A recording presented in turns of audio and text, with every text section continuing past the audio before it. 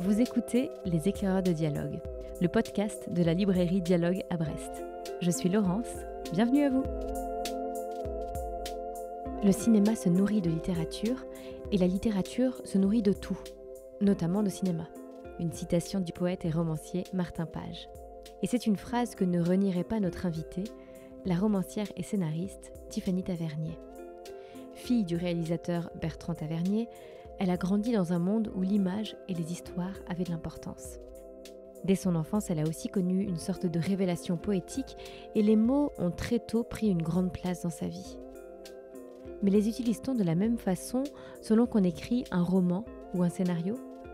Quelle est la place de l'image dans la création littéraire ? Et comment le sillon d'une œuvre se creuse-t-il petit à petit ? C'est tout cela qu'elle nous raconte dans l'épisode à suivre, au fil d'une conversation, d'extraits lus à haute voix et de conseils de lecture. Les éclaireurs de dialogue, c'est parti!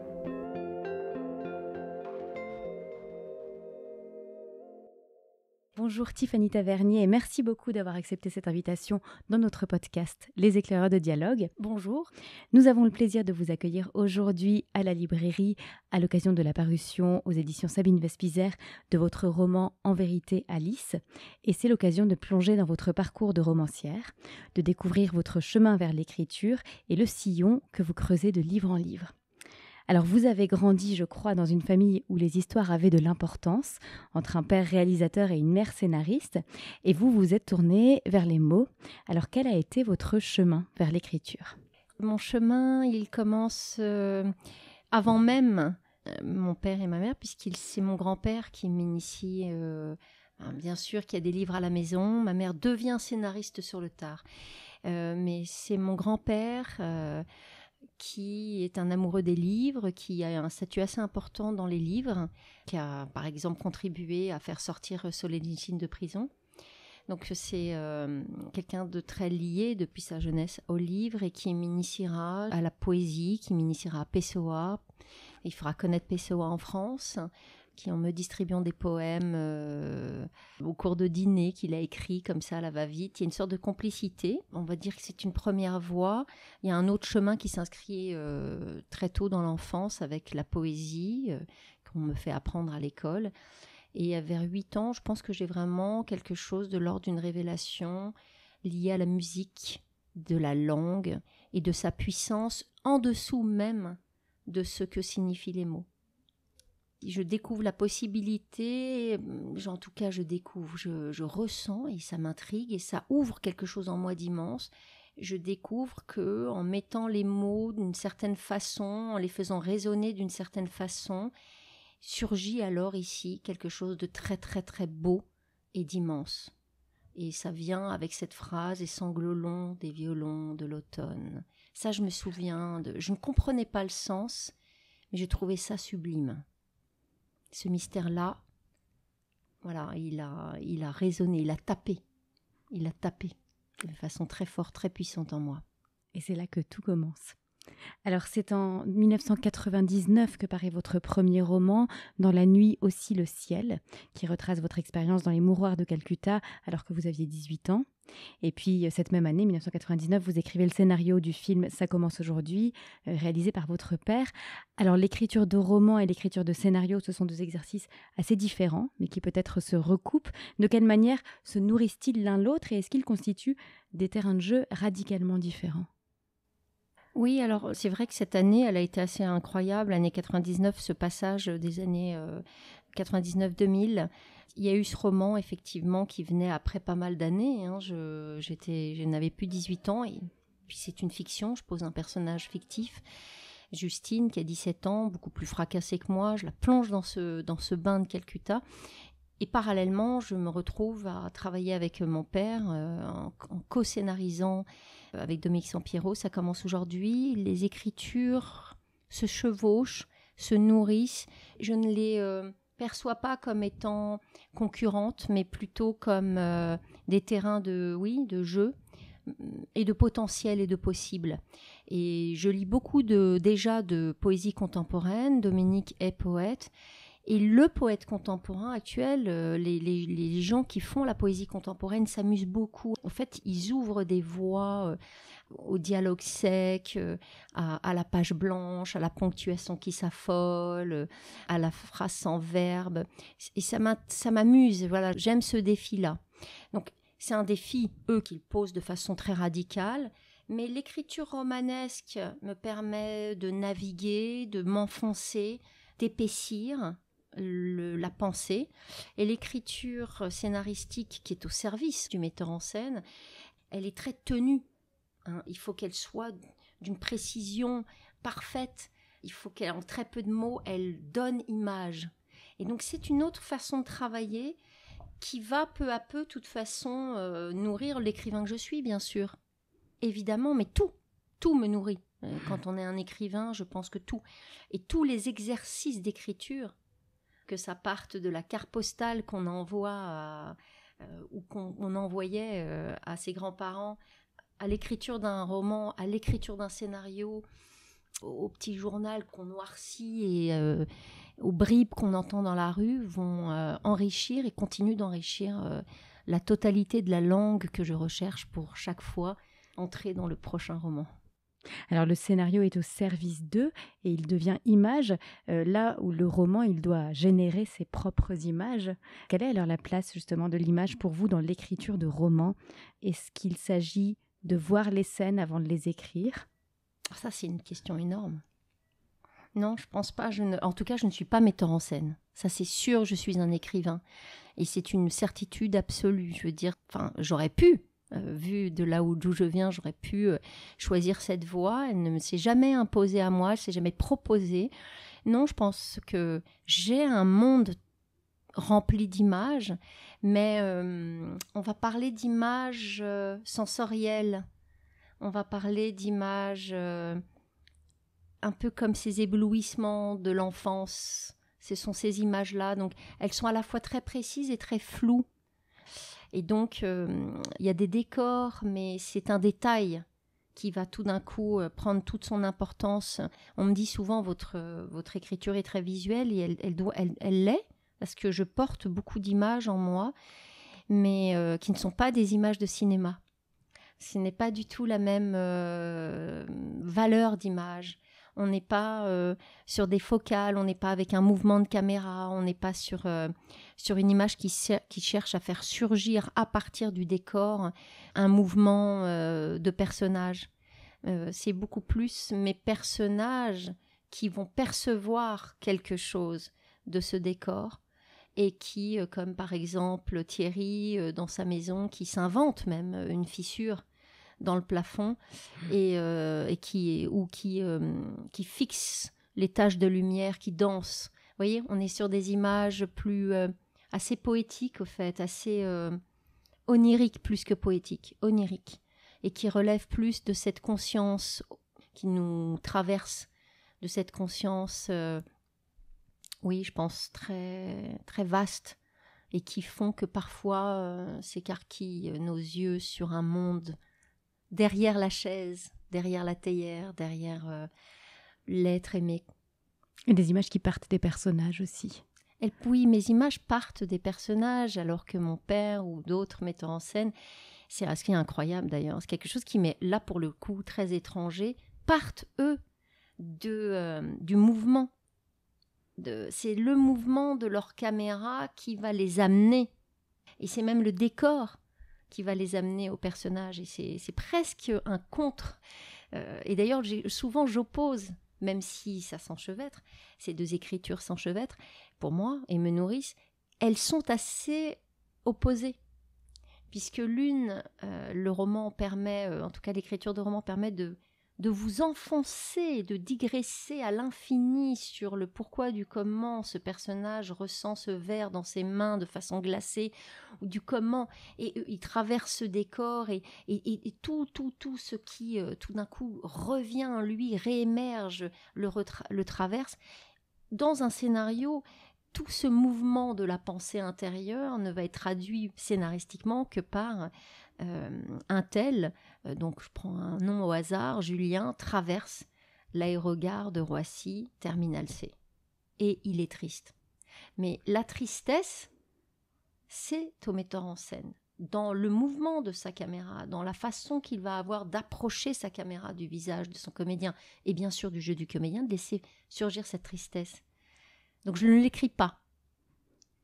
Et d'une façon romanesque, là, on peut partir sur 2 pages et Proust part, lui, sur... il peut 10. pas. Voilà. Mais c'est bien parfois aussi d'avoir cette sécheresse. Vous voyez, ça m'a permis aussi de penser en termes de non-écriture presque. Voilà. Savoir parfois ne pas écrire. Parce que ça peut faire surgir des choses énormes aussi. Le blanc.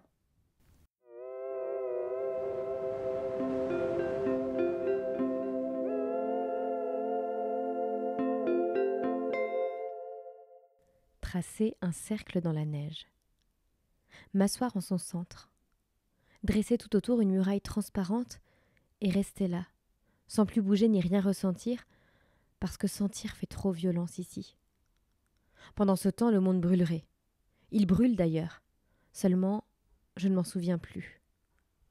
Poser le menton en appui sur les genoux, tracer un 2e cercle, à l'intérieur de soi cette fois. En retirer toute matière, puis entrer dans ce vide où les avions, les hommes, les petites filles, l'œil des vigiles, les hurlements, sans aucun bruit, tournoient. Enfin, ne plus penser à rien, pas même à ceux qui, en ce moment même, face au portique de sécurité, vident leurs poches, dociles, et retirent leurs chaussures. Serrer les bras autour des genoux, éteindre tous les écrans, ne plus rien voir ni écouter. Plonger à l'intérieur de ce silence où jamais les avions ne s'écrasent, ni les maisons ne disparaissent, et où je m'enfonce à présent. Un extrait de Roissy de Tiffany Tavernier.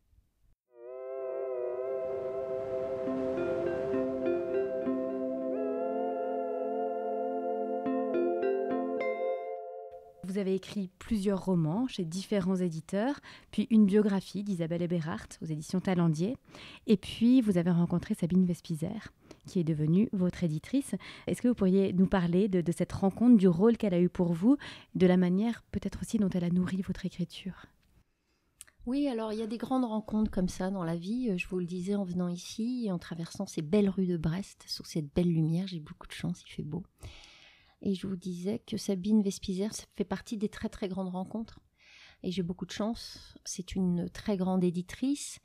Et au-delà d'être une très grande éditrice, c'est quelqu'un qui a souci véritablement de chacun de ses auteurs. Et nous formons, grâce à elle, une sorte de famille, parce qu'elle nous invite souvent, elle nous présente les uns les autres.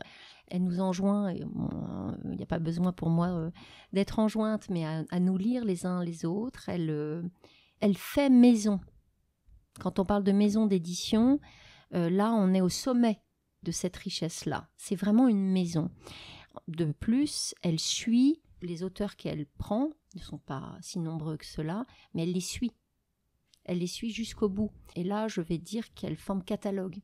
Bon, ça, ce sont des choses très très précieuses pour un auteur. En ce qui concerne ma relation personnelle, vous savez, c'est la chance inouïe de rencontrer quelqu'un qui comprend parfaitement l'auteur que vous êtes et la personne même, c'est une amitié. Mais en termes d'écriture, alors moi je travaille beaucoup mes textes avant de présenter chacun vraiment à sa façon de procéder. Quand je le présente à Sabine, mon texte, j'ai très peur. Parce que ça compte. Et là, et la joie pour les 3 en tout cas qui sont arrivés chez elle, j'ai eu un oui énorme et vaste, ce qui n'a pas empêché certaines petites modifications sur l'ami, un chapitre qui a sauté, et elle avait raison. Alors moi je suis quelqu'un, comme j'ai beaucoup aussi, comme j'ai un sacré bagage de scénariste, ça me permet en revanche, j'ai une souplesse que n'ont pas forcément, je vois très vite. Je ne le vois pas peut-être de moi-même, mais quand l'autre pointe quelque chose, et notamment l'autre, c'est pas n'importe qui, c'est Sabine, quand ça frappe juste et que je ne l'ai pas vu, je le vois tout de suite. Et donc ça donne un accord formidable. Ça, voilà. Et ça, j'adore travailler avec elle. Et alors attendez, alors évidemment il y a cette complicité à deux, cet effort et ce travail énorme qu'elle fait pour faire en sorte que je sois lue. Et ça c'est c'est bouleversant. Moi, je trouve ça bouleversant. Et l'autre chose, la grande richesse, c'est de découvrir son catalogue. Et donc, les gens qu'elle publie, les auteurs français, que je commence à bien connaître et que je rencontre, des amitiés qui se lient, qui nourrissent l'écriture de chacun et qui vont continuer de nourrir l'écriture de mes prochains romans. Idem avec la littérature étrangère, à tel point que certains auteurs m'ont donné des idées pour Alice. Vous voyez, l'interaction, c'est très très riche. On est vraiment sur quelque chose qui, là, en termes d'édition, permet et met au service de l'auteur tous les possibles pour faire surgir le texte, la langue, le confort aussi. Ce qui est important, l'amitié, et c'est pas rien. Et voilà, donc j'ai beaucoup de chance. Aux éditions Sabine Vespizer, il y a eu à ce jour 3 romans de vous. Le premier, Roissy, c'est une plongée dans les entrailles de l'aéroport, aux côtés d'une indécelable, une femme sans mémoire qui s'y est réfugiée. Le deuxième, L'ami, livre le portrait saisissant d'un homme confronté aux ténèbres lorsqu'il découvre que son voisin et unique ami est un tueur en série. Le troisième, En vérité Alice, qui vient de paraître, nous mène aux côtés d'une jeune femme enfermée dans une relation sous emprise et à qui vous offrez un chemin vers la lumière. Donc 3 romans très différents mais qui se répondent d'une certaine façon. Tous 3 mettent en scène des personnages confrontés à une immense solitude et qui vont se trouver brusquement dans un état de sidération et de rencontre avec un inconnu total. Comment naissent-ils alors ces personnages et dans quelle mesure font-ils partie d'une même famille ? C'est une belle question, là encore. Ils font absolument partie d'une même famille, la famille Bulle, on pourra dire. La famille flottement, bulle, solitude, vous l'avez dit. Ils sont enfermés quelque part, ces 3 personnages-là. Ils sont enfermés et c'est vrai qu'ils sont projetés généralement en début de roman dans des univers qui viennent faire voler en l'éclat la totalité de leurs repères. Et j'aime beaucoup, alors ça c'est quelque chose qu'on retrouve dans les précédents aussi, cette petite musique-là. Mais dans Roissy, l'ami et dans En vérité Alice, ces 3 personnages ont pour... j'avais pas vu la correspondance. Vous savez, c'est marrant, on marche un peu à l'aveugle quand on est tellement dans une concentration, dans une boule de concentration quand je travaille. Je vois pas forcément... Je suis collée à Alice quand j'écris Alice, je suis collée à Thierry quand j'écris l'ami, je suis collée à elle quand elle est dans l'aéroport.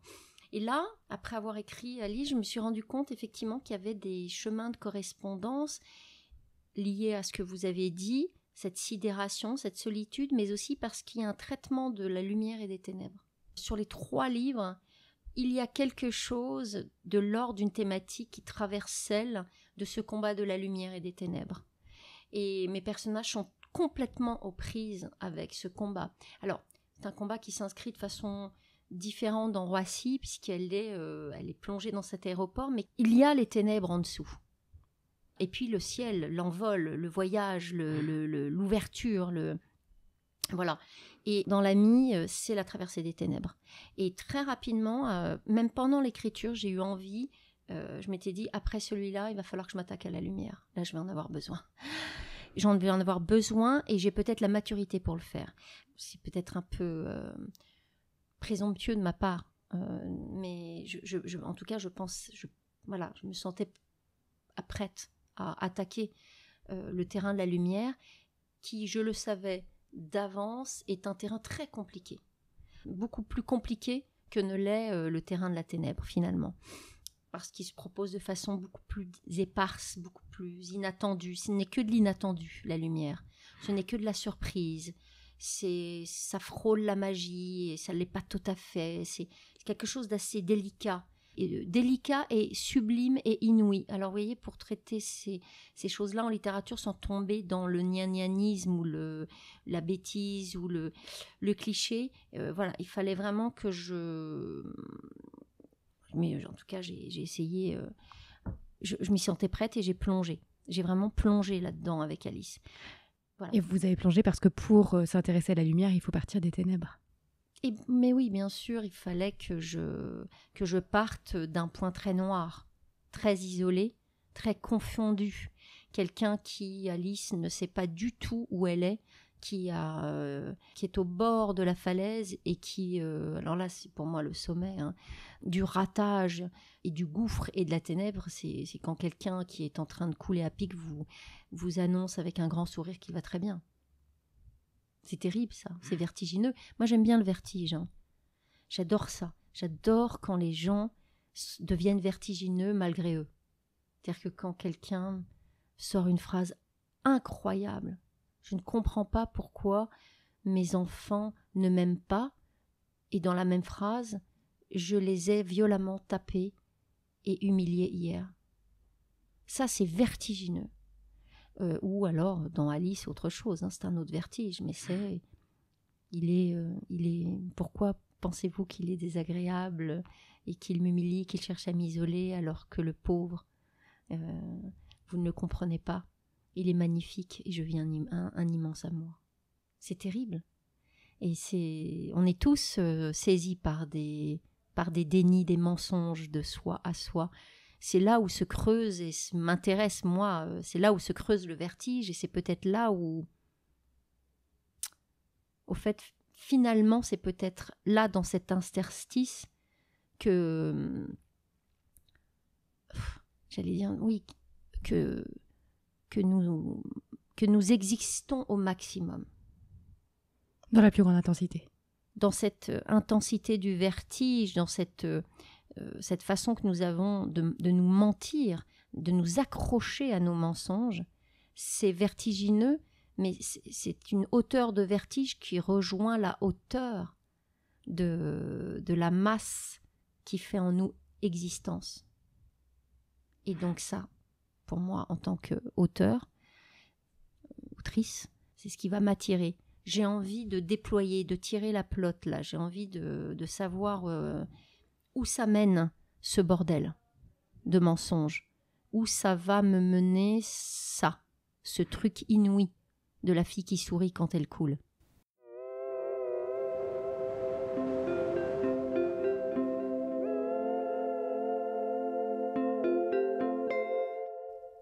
À présent, nous retrouvons Laure, notre libraire du rayon littérature.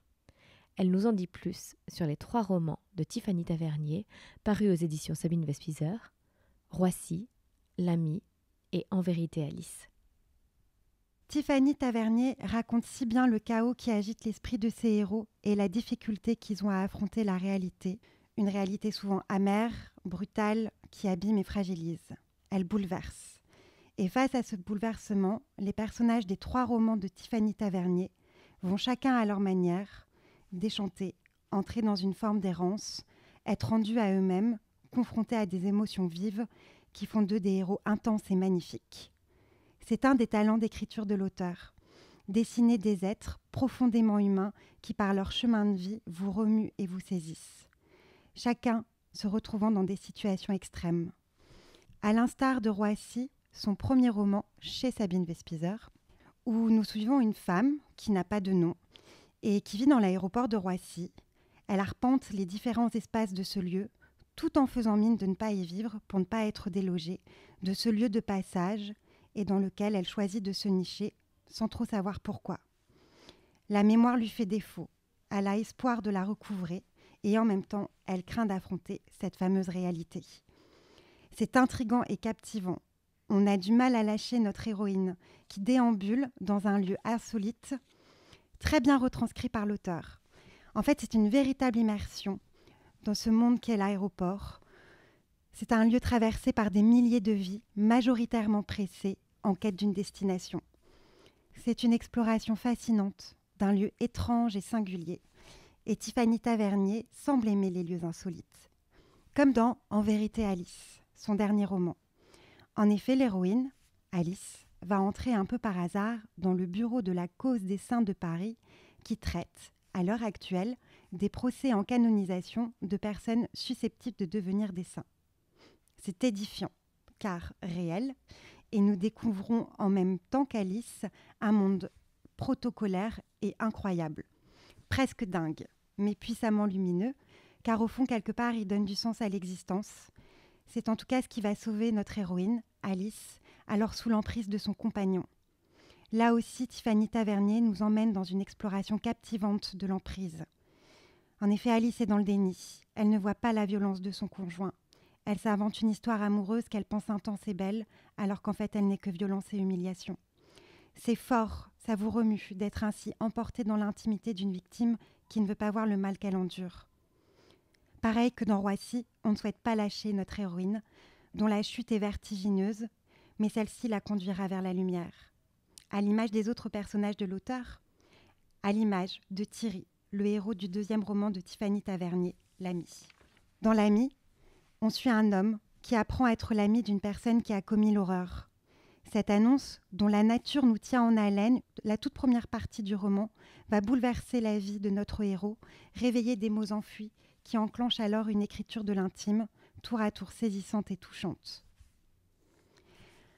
Au-delà de l'intensité des personnages et des lieux qu'ils côtoient, Tiffany Tavernier, ayant une écriture subtile pour décrire les tréfonds de l'âme humaine, elle a aussi une écriture visuelle qui accroche et rend ses histoires limpides. Comme dans L'Ami, où on passe du roman policier à l'écriture de l'intime avec brio. Voilà tout l'art de Tiffany Tavernier, mettre en scène des personnages qui sont dans une lutte pour vivre tout simplement.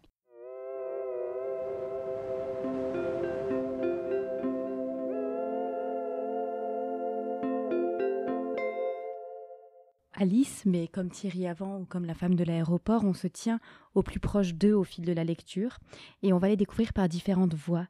Il y a celle du narrateur, mais aussi bien souvent une voix intérieure, intime, qui surgit à différents moments du roman.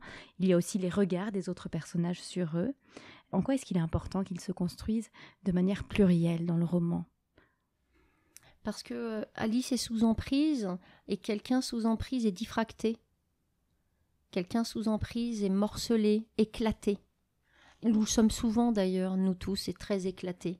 Et que la langue épouse l'éclatement de la personne fracturée. Et c'est très important pour moi, quand je rentre dans un roman, de trouver la langue du personnage, la langue de son univers, de son morcellement. Et du coup, c'est imposé ce va-et-vient du monologue, du jeu, J-E, et du elle, parce qu'Alice, elle est sans cesse un jeu, sans cesse un elle. Dans une seule minute, elle se convertit en un jeu, en un elle. Elle n'a pas à retrouver unité. Donc je n'aime pas la procédure, parce que je déteste cela, sentir ça dans un roman, je n'aime pas. Donc il s'agit d'être dans la nécessité. Donc la langue va épouser quelque chose de nécessaire, qui colle au personnage. Tant que j'ai pas trouvé la façon dont la langue va se déployer, qui pourrait correspondre sans doute au mouvement de la caméra dont on a parlé précédemment, tant que j'ai pas trouvé ce mode-là, je commence pas. Et ça peut me prendre longtemps parfois, mais c'est pas grave. Le temps est nécessaire.